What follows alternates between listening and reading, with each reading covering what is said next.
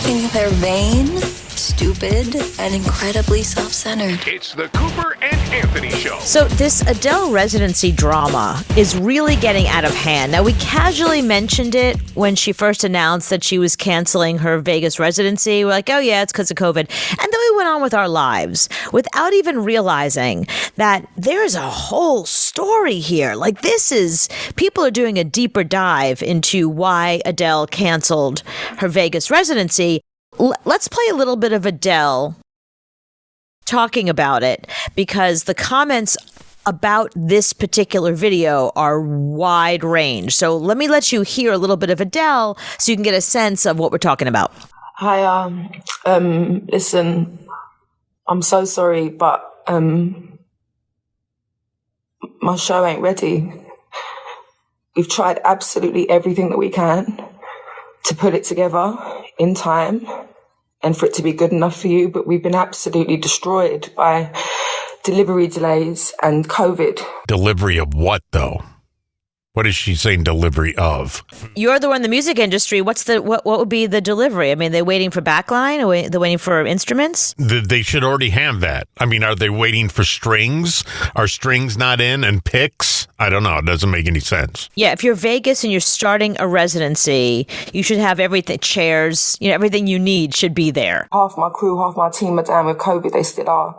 And it's been impossible to finish the show. And I can't give you what I have right now. And I'm gutted. And I'm sorry it's so last minute. We've been awake for over 30 hours now trying to figure it out. And I can't stand her nails, by the way. Okay. That's her signature thing, though, those big Adele nails. I'm so upset and I'm really embarrassed. And she looks like a cat. Because of the claws. Sorry to everyone that's traveled again. You wouldn't get in a fight with her, though, because you know those nails will hurt you. Oh, well, I'm afraid of what's going to happen to my back. I'm really sorry. Hello. I'm really sorry. Excuse me. See, that's the first thing I notice. I go, no, there's no way. I can't. Right, because if you're having an affair and you have sex with Adele, there's no way to hide that. You could be like, I had a fight with a mountain lion. Yeah, I went to the zoo, mountain lion broke out, scratched my back, and I ran. I'm so upset and I'm really embarrassed and I'm so sorry to everyone that's travelled again. I'm really, really sorry. I'm really sorry. We're on it. We're going to reschedule all of the dates. We're on it right now. And I'm going to finish my show and I'm going to get it to where it's supposed to be. Now for you, I'm so sorry. It's been impossible. We've been up against so much and it just ain't ready. Okay, so several things going on here. The first thing is, now, because I watch a lot of those murder shows, and the one thing that you notice on murder shows is when the person who did it is sitting there and they're like, I don't know what happened. Like 1 second she was alive and the next second she was dead. When they do that and there's no tears coming out of their eyes, when there's no actual water coming out of their eyes, people are like, wait a minute, if you're crying, you would actually cry. We'd see tears or some snot. Give us some snot. Give us a little snot, People have been doing a much deeper dive into what this is about because first of all, everybody just went, oh, COVID, yeah, we understand. And that was that. Except now it's come out. There's two things going on. So Adele was using this set designer, this really, really famous set designer who does, she did sets for Rihanna and Beyonce, and she's like the go-to person for set design. Her name is Esmeralda Devlin, and she's like really famous in that world. So she's the person who was tasked with putting the set together for Adele's residency. Apparently, she and Adele have been fighting like crazy the entire time. She proposed a set. It was okayed. And at the last minute, Adele's been like, I don't want this. I don't want that. That doesn't work. This doesn't work. And it's Adele that's making all these changes to the production, that Esmeralda and her team had this set and this production like done in the can, approved, ready to go weeks ago. And at the last minute, Adele has been basically like, this doesn't work for me. That doesn't work for me. I don't like this. I don't like that. And she's been basically, this is what Esmeralda is telling people, or a source close to Esmeralda is telling people, that, a lot of times sets have what they call teething problems. There's like, that didn't work. We like that lighting, but it didn't really work. Let's just move the light or whatever. No, this is a whole different thing. Like Adele has been asking her to redo things that she'd already agreed to literally weeks ago. On the surface, this is what we've been hearing has been really going on. But then Adele herself has said in the past many, many times that she has major stage fright. She's canceled concerts because her anxiety was so bad that she was just vomiting into a trash can for so long she couldn't get on a stage. Like there was like a famous one that she canceled in like Cleveland or somewhere, like here in the United States, and then another one at like Wimbledon or whatever. So she has canceled before because of her stage fright, and she's acknowledged that. If you remember the Grammys, she screwed up and stopped and restarted from the beginning. I don't know why she agreed to a Vegas residency. And Adele isn't known as a road person who's on the road all the time like some bands. She makes hits in the studio. So it's pretty clear to me who the nightmare is here. Well, these are just the rumors. I mean, people are trying to come up with a reason. And so I was like, well, all the Adele fans are probably getting on there and they're just like, how dare you say that about my queen? But no, here are some of the tweets that are coming at Adele. I traveled all the way from Sydney, Australia to see Adele tomorrow night in Vegas. I spent thousands of dollars on this trip, and now she canceled the night before. Very unprofessional. I am heartbroken. Somebody else said... we live in a pandemic. What do you expect? But no, I guess she's using COVID as the excuse, and now it's coming out that that's not why she canceled, you see. And again, people already bought all their tickets. No one sheds a fake tear quite like Adele, do they? Somebody else said. And then Adele just postponed the Vegas residency. She's gone.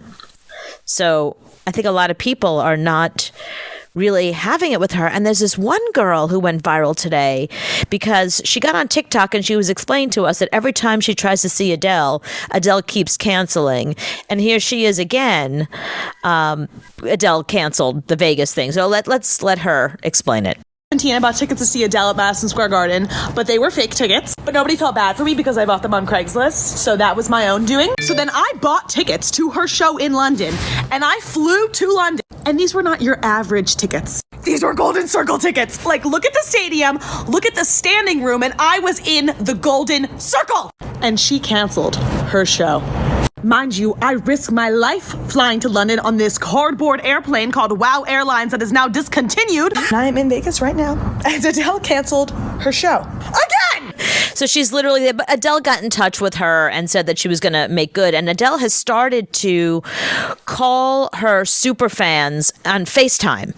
And she's like singing to them and apologizing to them. Like there's all these Adele super fans that she knows personally, at least enough where she's getting their numbers. And they're in Vegas waiting for her.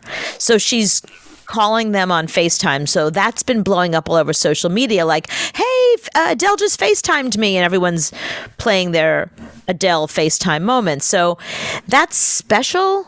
But if you flew to Vegas, like this one dude and his friend flew to Vegas from New York, that's not a cheap flight. Also risking COVID, and he's there and Adele's not. So like, thanks for the FaceTime, bitch. But where's my cash? They figured out how to get Britney on stage every night in Vegas. Hey, she not putting out? No, she is. We already did it. It's Cooper and Anthony. This guy, I think, is King Dick for dating people. So these two people decided to date recently. It was a girl and a guy. He's been having chronic kidney disease since the age of 17. So, it's something they always talked about, and maybe one day they can fix it, or I can get a kidney if it gets any worse. And only like 5% of people in the world have this issue. But it could be cured if he gets another kidney. She goes in, gets tested. She's a match.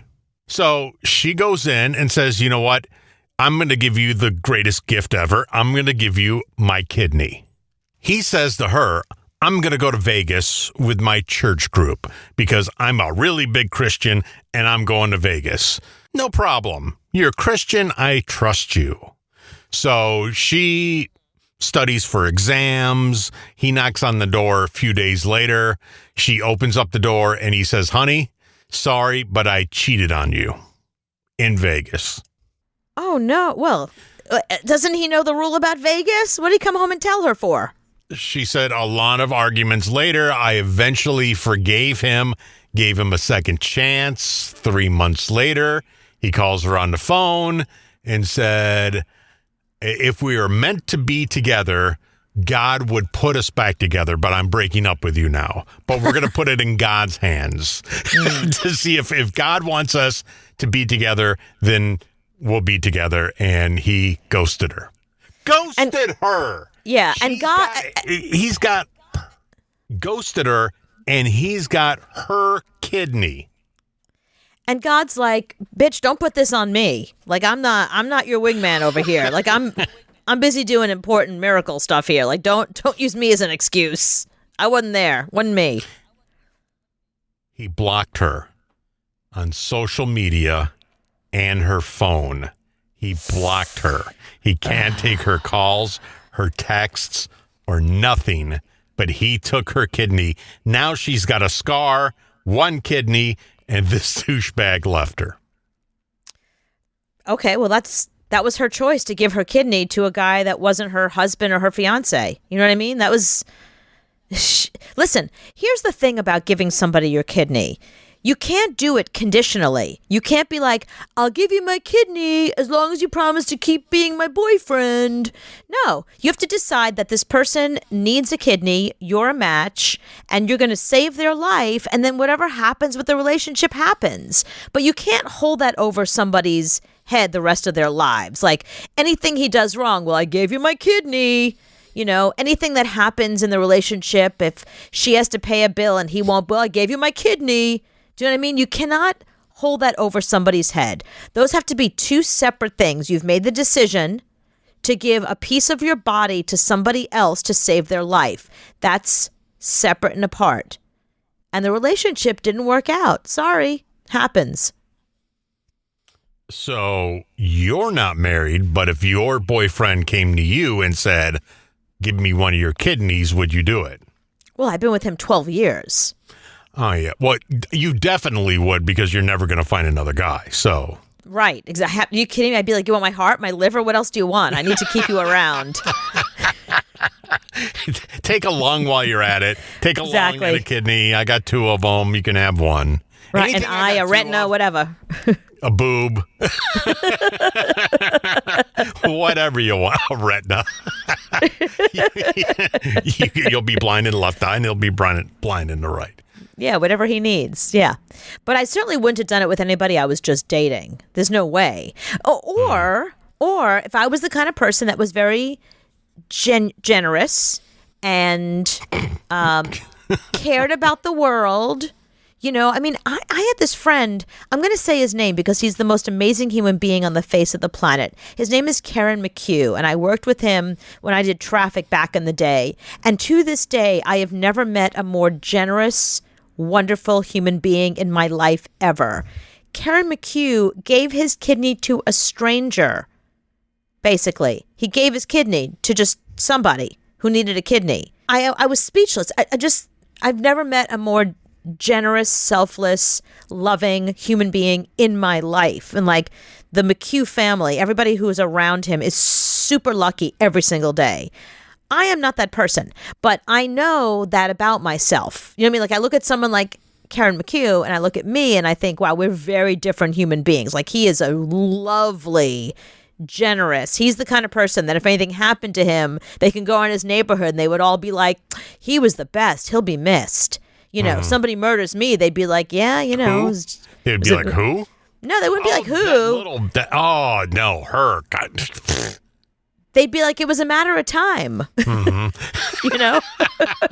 Somebody was going to do it. If it wasn't her boyfriend, somebody had to do it. I got on the elevator with her once, and she yelled at me because I wasn't exactly in the circle. Then I said something about her dog, and she just flipped on me. Yeah, so, I know that she's probably really hurt that they broke up, but those are two separate things. You cannot... If she gave him the kidney to try to save the relationship, then that was her mistake. I would go take it back. If that was me, if I gave my kidney to somebody and they ghosted me and they locked me out and blocked me, I would take it back. Yeah, see, that's the weird thing about breakups, because I've gone to guys' houses and I'm like, I left my T-shirt there. I want that T-shirt back. Can you imagine going there and being like, okay, I want my T-shirt, I left my Keurig, and I also will take that kidney, please? Yeah, because you can hire people from Mexico. I've heard those stories. When you go to sleep and you wake up the next morning, you're missing a kidney. I guarantee you can hire those guys to come get it back. You just wake up in a bathtub without a kidney. Do you think he showed up at her door with like, here's your charger, here's an old iPad you left at the house, and your kidney? Do you think it was in a box at her door? No, he probably brought the iPod charger back, and then ran. But no, I'm hiring somebody. There's somebody that will get that back. I'll give you $5,000 to get my kidney back. Yeah. It will be in a cooler by Sunday. All right, now, once again, give it something. I've told this, you've heard this before from me. When? But I think I heard this before. It's the Cooper and Anthony Show. We were watching television. It was funny. We were laying in bed watching television, and I forget what it was. Somebody was talking about their funeral plans, and I said, "Oh, here's what I want for my funeral." And I start going through my list of everything I want him to do, and the songs I want played, and the kind of party I want to have. And I don't want it to be sad. I want people to be happy. And it'll be open bar and dancing. I realize, right. Yes, of course. I will DJ. So he said to me, "You think I'm going to outlive you?" Do you realize how wrong that is? He said, "I should be telling you my plans." He said, "There's no way I'm going to make it long enough to fulfill any of those wishes for you." Well, what do you want? Oh, man, I have a whole list. Well, first of all, musically, I don't want really sad music. I mean, as sad as he wants to go would be like the soundtrack from Oh Brother, Where Art Thou? You know, all that bluegrass stuff. All that Alison Krauss and so no Union Station. Yeah, it's not that sad, but it's kind of deep and dark, maybe a little of that. But really, I want him to play some of my favorite stuff, like, a lot of the grunge stuff I like, some of the Who, Nirvana, the music that meant something to me. Have a party, have fun, and then do like a whole, all the Marys will be there. So have like a whole dance segment where all the umcha music, clear the chairs away. Close casket. Can we drag you out of the casket and dance with you? If you must. Well, I'll be ashes. Oh, no, before we turn you into ashes. Oh, I don't know. Can you do that? Yeah, and like put strings on you like a marionette. like a mannequin? Yeah. As long as it's mannequin and not mannequin 2, then it's okay. You could be like Bernie. Oh, Weekend at Bernie's. That's what I Right. meant. I knew it was that actor guy. You could be Bernie. Oh, yeah, Bernie. But no, Weekend at Bernie's, not Weekend at Bernie's 2. Oh, as long as it's the first one. Yeah, as long as it's from the first one, then it's okay. Okay.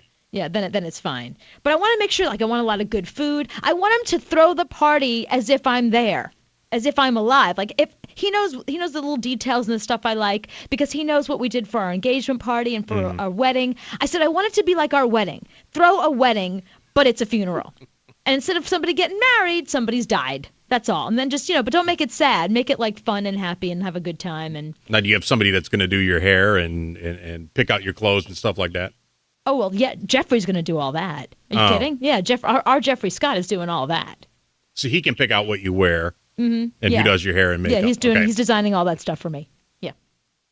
Hopefully it'll be a situation where he can do that ahead of time, and I can just, put it on and then gone. This is morbid. I wonder if anybody else has a part of their funeral already planned. I know, because I want it to be fun and fun. I don't want anyone crying, I don't want any of that kind of stuff.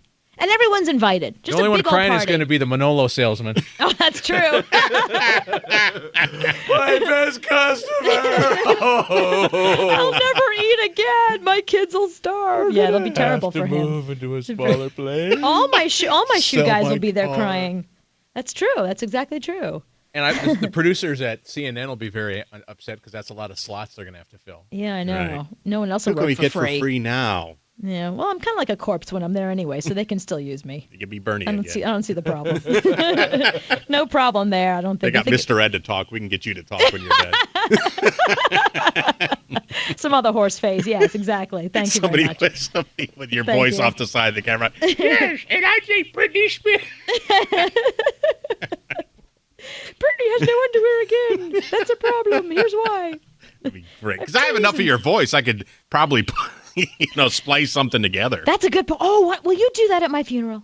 Yeah. Will you put a little something together for me? Yeah. A little, just. I'd be more than happy. Something but there's no way you're outliving me. I could be dead by the end of the show. Oh, then you better make some plans. I only got one plan. What is it? And I brought it up with this guy, and he said he'd do it. To sing at my funeral. Who's going to sing? Edwin. Edwin McCain. I told of Edwin he's got to course. sing. There's a song that he does. He has to do it at my funeral. Now you realize that you're not going to be able to hear it. But all I've done for him, he can sing at my funeral. If he's on the road, get him off the road, tell him, and bring a guitar and sing at my funeral. I was going to say he'll hear it because he'll be in heaven. Oh, no, he won't. He won't be in heaven. He'll be the other way. What are they doing up there? Can you hear from down there? I don't know. He'll be down there listening to Cannibal Corpse. That Edwin better be playing. I'll haunt him. Oh, will you haunt me if you go first? I'd love that. You want me to haunt you? Yeah, would you? I think it'd be fun. Because then I could do the show and go, oh, listen what Anthony's ghost said today. I can always have a story about your ghost. Yeah, he's producing the show from beyond the Yeah, grave. He says he needs ice water. You know I'm going to be calling you there. I don't care that you're playing cards with Hitler. I'm having problems with the show. I've gone to a psychic 10 times this week. I'm going to be channeling you through Ouija boards forever.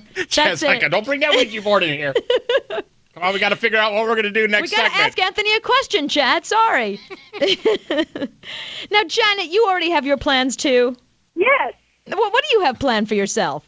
Christmas carols. I don't care when it is. I want Christmas carols.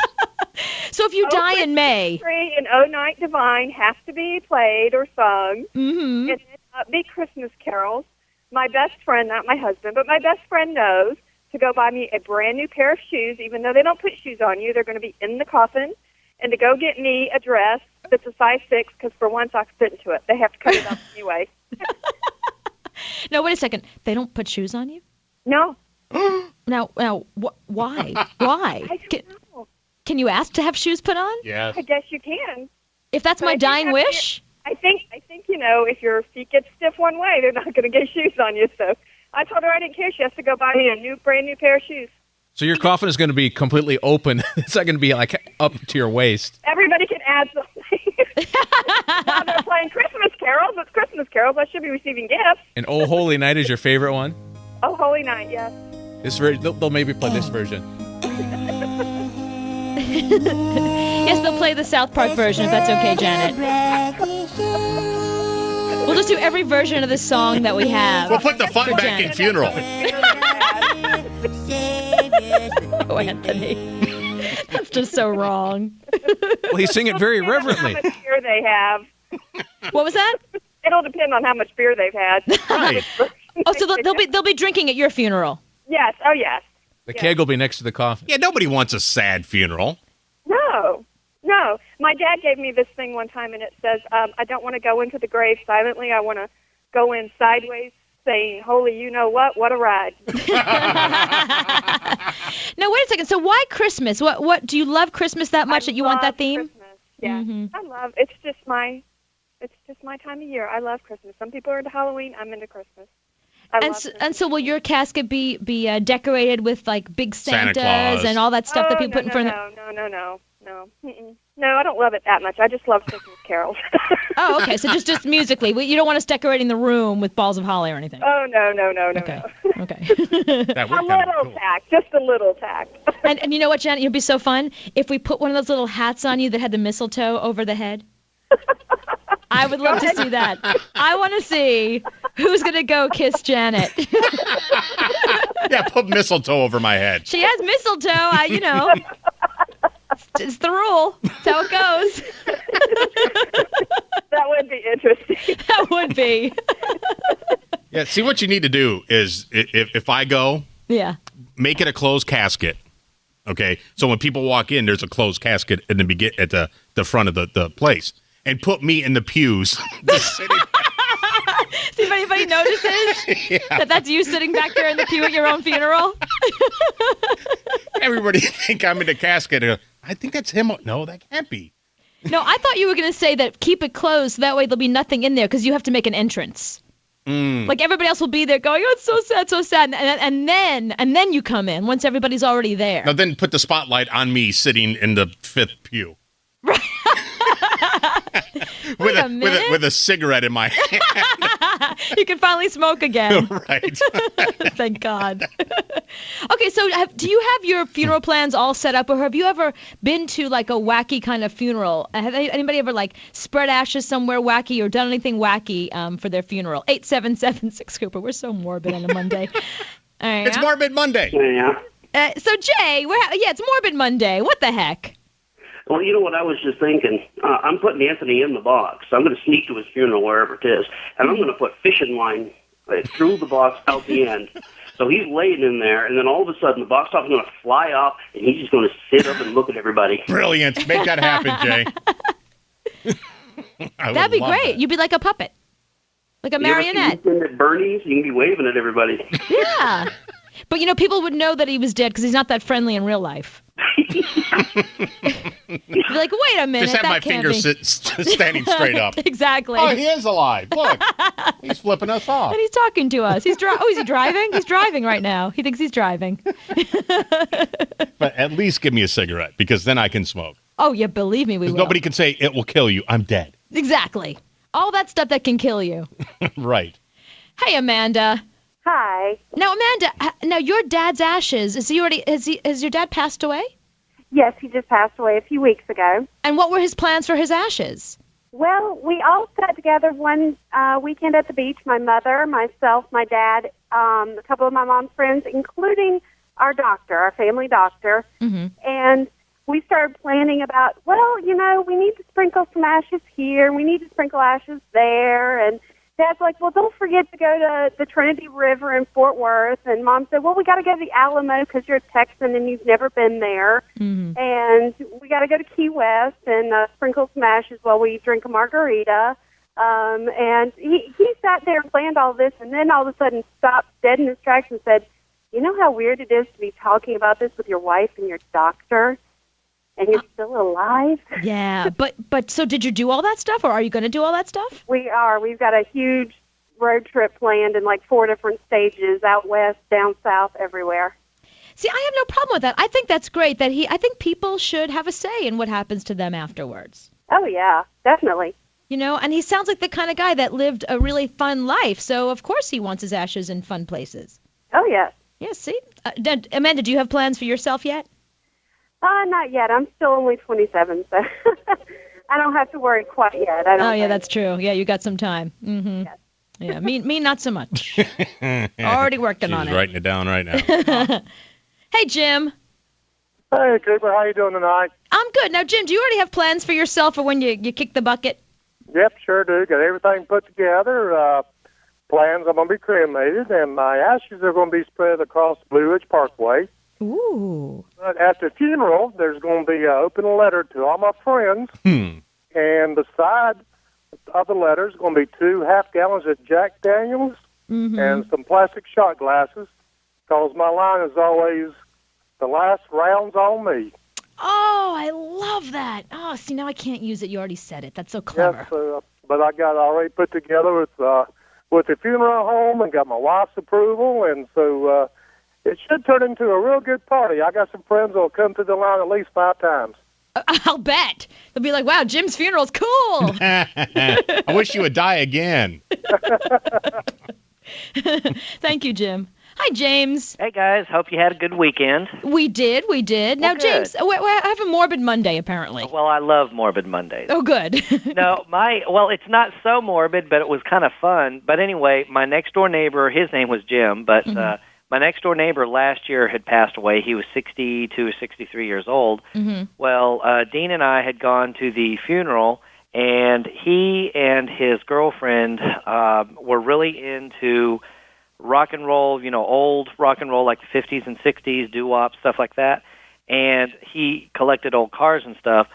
So he had kind of a rock and roll themed funeral, and an Elvis impersonator got up and gave the eulogy. That's cool. And then there was 2 men and 2 women dressed up like Bobby Sockers, the girls with the poodle skirts and the ponytails, and the guy with the leather jacket and the jeans and stuff.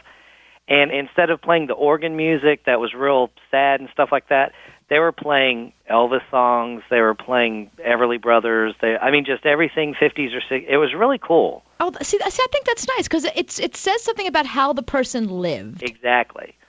And but I wasn't expecting Elvis to do the eulogy. I'll bet. Nice. It was fun though. It was sad that he was gone, but it was a nice way to send him off. Oh, absolutely. See, I think that's a good point, James. I think that's the idea. It's a good way to send somebody off, and it definitely reflects how they live. Because if you live kind of like a fun, happy, wacky kind of life, why on earth would you want to have one of those really sad funerals? Exactly. Yeah, I just want to be put in a pine box and be done with it. Really? That's all you want? Yeah, I don't need anything real. Who wants to spend $10,000 on a casket that's going to be in the ground? I know, but what about like a barbecue? Well, yeah, we could do that. Have a bake sale. Maybe a bake sale. And you'll have like a military thing though too, right? I could if I wanted, yes. But I don't know if I want that or not. I'm not sure. But I just want something simple. That's all. Mm-hmm. That was a big part of your life, though, the military stuff. So, hey, Tracy. Hi, Cooper. How are you? Good. Now, Tracy, what'd your dad do? Okay. My dad did a lot of things in his life, but when he was a child, he was a caddy for Al Capone. Nice. It was at a golf course in Benton Harbor, Michigan. Mm-hmm. Where I'm from. Yes, my family's from up there, and my father died down here in South Carolina in 1996, and his lifelong aspiration for when he died was to be cremated and scattered across the golf course where he was the caddy for Al Capone. Wow. So, when he died, we had some real time constraints on all the family because he wanted to be cremated, so we had him cremated down here. Well, apparently it takes 24 hours for everything to cool off enough to be able to be transported. Mm-hmm. Well, we needed to go to Michigan to be at his memorial service, so we had to leave right after all the arrangements were made. Mm-hmm. Well, we had to wait for him to cool down. Well, we couldn't because we all had to get back to work and do what we had to do, and that just sounds so incredibly gross. It's so weird, yeah. Yeah. Well, apparently you can mail ashes. Can you? In the U.S. Postal Service, yes. And we were promised, this happened around Memorial Day, and we were promised that they guaranteed that he would be delivered on the 20th. Right. Okay, guaranteed. Now, I looked up that word many times that week, what that word meant. Yes. That means it's going to happen. When we got to Michigan and got to my aunt's house, his sister, and we waited, he didn't show up. And he didn't show up for a few days. Now, I was very pregnant and very hormonal and very upset at this point. And I called the post office and I asked them, guaranteed means that he will be here. Now, I don't think you understand what exactly is in the box. Let me explain to you, Mr. Postmaster, what is in this box. And that didn't help. Apparently, he somewhere got lost between South Carolina and Michigan. But he did show up eventually. But we had to have his memorial service without him. Oh, no. Now, you would think that would be sad. However, my father, the joker that he was, would have thought that was the funniest thing that ever happened. I'll bet. That he didn't show up. Thought that was just perfect. So my mom and myself and my husband had to come back. God bless my poor brother, had to take his ashes and scatter them over the golf course where he was Al Capone's. Oh, so he did at least get scattered on the golf course like he wanted, yes, his final he did, wishes. And it was even better for me because I didn't have to see the ashes. I got to remember him the way he was.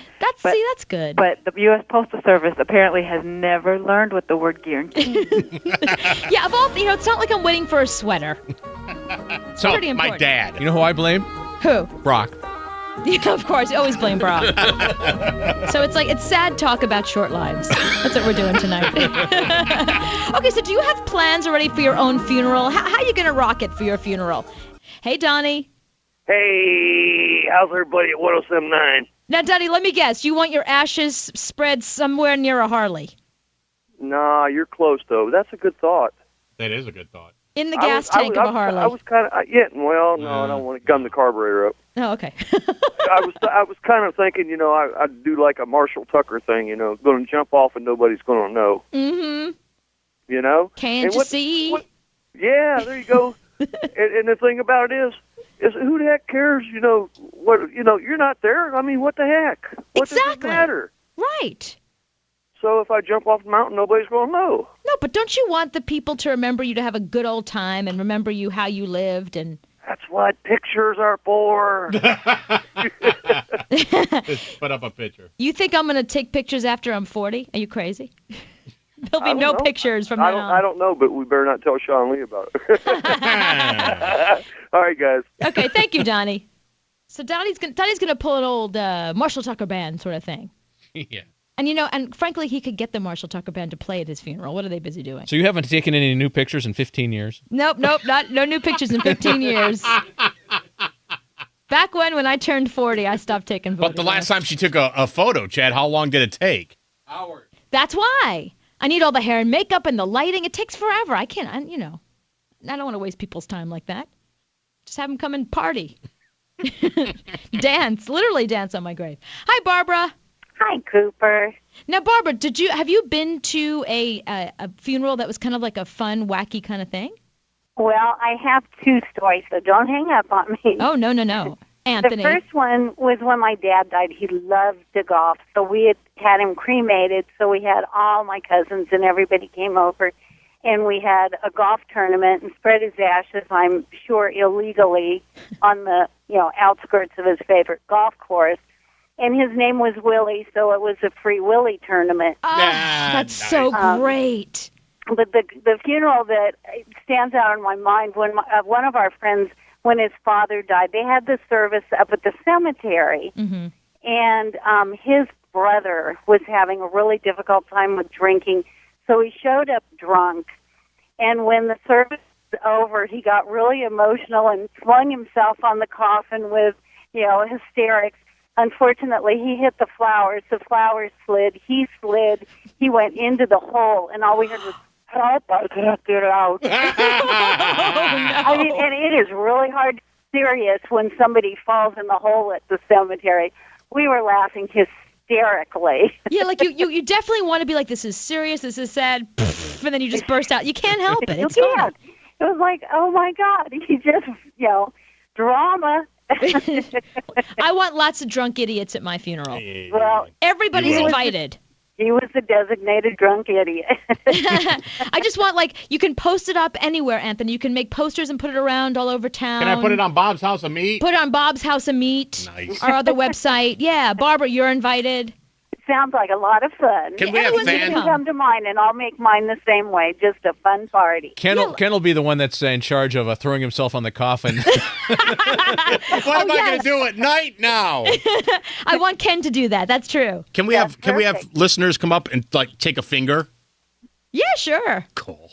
I know which, but once the two main ones are gone. Right. I want something to remind her. No, better. I'm going to put my shoes out. And people can just come take your shoes? Yeah, Barbara, you can come take a pair of my shoes. Oh, cool. So it'll be like a free-for-all. Just maybe I'll have a little shoe sale. It'll be like the wedding dress sale at Filene's. Right, at Filene's. It'll be like Filene's basement, Barbara. Thank you, Barbara. Thank you for calling. Yeah, I think it's not a bad idea to have kind of like a block party. Like the whole town's invited, the whole city's invited, that kind of thing. Put it on the front page of paper. Yeah, live music. Aerosmith. What you think? You think they're gonna outlive me? You think Aerosmith will be around when I go? Really? Yeah. Stones. Well, the Keith Richards will be around. That's for sure. Hi, Tom. Hey, how you doing, Cooper? Now, Tom, what did your grandfather do for his funeral? Well, his funeral was pretty normal when it comes to funerals, but that wasn't what was bizarre to me. What was bizarre was the people that came to it. Oh, no. Tell me. Well, my father owned a gas station for 50-some years in Hoboken, New Jersey. Mm-hmm. Now, if you don't know anything about New Jersey, you don't own anything or you don't do anything in Hoboken without somebody knowing something about something, if you know what I mean. Right. And, well, before the funeral, now I was in high school at the time. Before the funeral, my father pulled me aside and said, a lot of strangers are going to be there, and they're going to hand you business cards. They're going to ask you if you need anything, to just give them a call and let them know. My father said, after everything's said and done, you're going to come with me, you're going to give me all the business cards, and you are never to ask or call any of these people for favors. Wow. And I had a whole different view of my grandfather after, my grandfather wasn't, into mom. I mean, we're Irish. He just, he knew just about everybody in Hoboken. Yeah, so. And Hoboken, that's a tough neighborhood. That's a tough town. Yeah. Well, like I said, I had a whole new view of my grandfather after that. I'll bet. Were people handing you cash? Huh? Did anybody hand you any cash? Not to me, no. Oh, okay. But there was cash exchanged at some point. Very interesting, Tom. Very interesting. Hey, James. Hey, guys. How's it going? Now, James, what do you have planned for yourself? Oh, well, first off, I don't know if you had to believe me, but it is true. My family has a family plot graveyard. Uh-huh. Like, the plots, even for the next 30 generations are there. Oh, well, what's the oldest? Who's been there the longest? My grandfather, because he was the first one off the boat from Scotland. Oh, wow. So, I mean, it's a fairly new plot, but my grandfather had money, and he bought a pretty good-sized plot for the family. Mm-hmm. But you already have your markers there. Once you're born, you can go ahead and have them ready. And, really? So you already know where you're going to be? Oh, yeah. I mean, I know where everything's going to be. And, a lot of my family, because it's for extended, have the little bronze plaque markers. Oh, Not me. I want the big granite tombstone looking thing. Get it now. Why wait? Right. Enjoy it now. I've got it now, and it's on there, and it's got, my name, my birthday, and then it's got question marks for when I die. Really? See, I think that's great. I think have it up there already. Decorate it, My body line is still on Rome from the Metallica stone. Hey, you can go put flowers on your headstone all the time. No, but what a great guy he is. What a great guy. Got this down, and my wife said she'd follow it. I want an open bar, a party with all friends and family. Mm-hmm. Just me in the ground. I'm not going to care. Use money. Have a good time. Just remember me for what I was, a happy, good-go-lucky person. I don't want nobody to be morbid when I die. Yeah, that's my philosophy too, James. I definitely understand that. Yeah, because, I'm gone. What am I going to care? Yeah, exactly. It's all part of life. I don't want people to freak out and be afraid of it all. Come and party. My wedding was fun. We had a really fun wedding. I usually try and throw a good birthday party now and again. Now, if Chad dies before we do, yeah, I'm going to put spaghetti in his mouth. No, I thought you've been trying to get me pizza all this time. Right, I'll put some pizza in there. And cheese. No, you can't do that to him. All right, so what are your plans? I will haunt you. Do you have plans for your funeral already? What are your final wishes? Do you have like a wacky, fun kind of thing that you want to do? 877-6-Cooper. Hi, Carolyn. Hello, Cooper. Carolyn, now who in your family has had plans for themselves? Well, lots of us have plans for ourselves, but my most memorable funeral was a good friend of mine's grandfather who was a Lutheran minister, and I knew him for a long time, and he was always very punctual. Mm-hmm. If someone said the wedding is at 6, he would be there at 4:30, 5 o'clock. Yep, like Chad. Yep, Chad's just like that. I mean, he's not going to be late for anything. And in his older life, his wife had to drive him everywhere, which really irritated her because, you don't have to be there till 7. What are you going at 6 for? So this went on, and Grandfather was really a jovial man, and he had a lot of fun, but he's always very punctual. He could not understand the late people. Mm-hmm. So when he finally passed away, he was at a funeral home in Salisbury, and he had to go out to a country church. It's about 15, 20 miles away.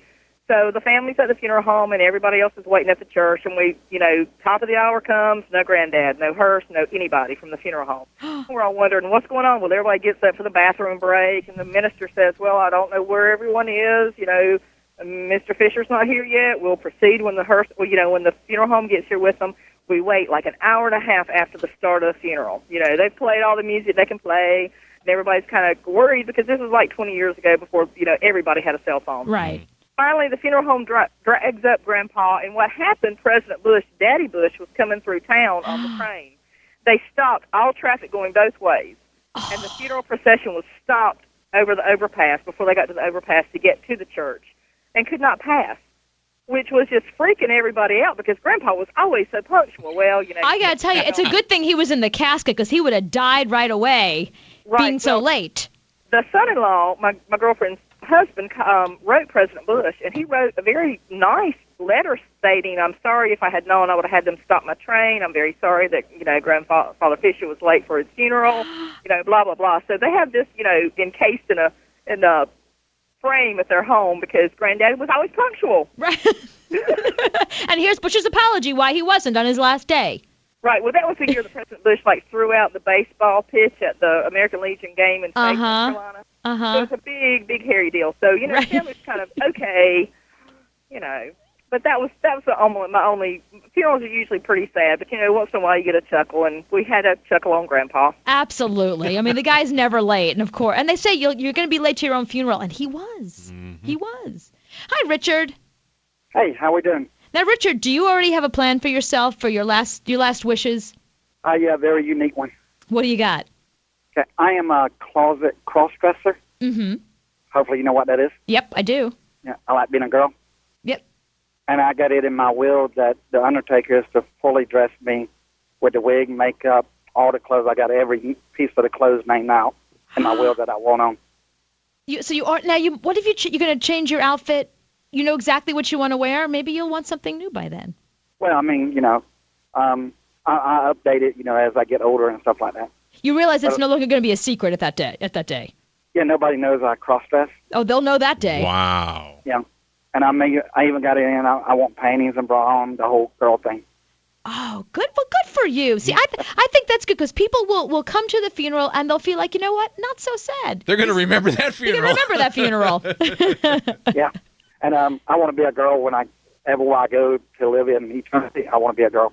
Good for you, Richard. So I'm going to start. I even got a girl's name that I put in my will that's what I'll go by, Oh, wait, but there's not going to be a different name on the stone, right? Because that way everybody can find you. Yeah, well, I'm going to put Richard on and then / my girl's name. Which is what? My girl's name is Bridget. And I can even talk like a girl. Okay, try. Okay. Hello, how y'all doing tonight? This is Bridget. I love being a girl. Still sound like a guy, Richard. Well, you should put him on the voice changer thing. Then you'd be able to change. Wait, hang on, Richard. We'll try it again. Hold on, Richard. I got it. Okay, try it again. Okay, hold on. Okay, now try it. Hello, my name is Bridget. I'm a pretty girly girl. Do you think I sound like a girl? See, now he sounds like a girl. Now he sounds like a girl. Now you're Bridget. Now it's an echoey girl. Now that's memorable. Good for you, Richard. Okay, we'll be right back. It's the Cooper Lawrence Show.